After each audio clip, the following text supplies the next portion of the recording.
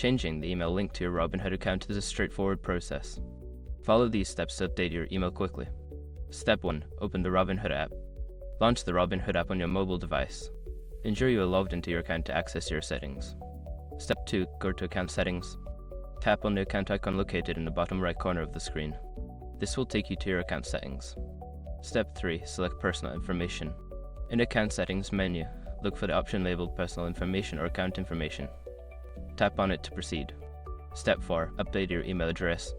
Find the section for your email address.